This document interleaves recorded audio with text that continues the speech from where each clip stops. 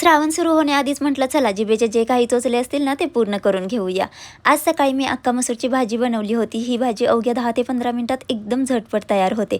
त्याचीच रेसिपी थोडक्यात तुमच्यासोबत शेअर करते। त्यासाठी आधी अक्का मसूर मी स्वच्छ पाण्याने धुवून घेतला, त्यात मीठ घालून कुकरला 3 शिट्ट्या दिल्या। आता फोडणीसाठी तेलात जिरे आणि तेजपत्ता घातला, त्यानंतर बारीक चिरलेला कांदा आणि थोडं मीठ घालून कांदा छान असा परतून घेतला। मग त्यात हळद, आमची सांगलीची चटणी आणि गरम मसाला घालून सगळं छान मिक्स केलं। आता शिजवलेला अक्का मसूर त्यात घातला आणि थोडी कसुरी मेथी घालून मिक्स केलं।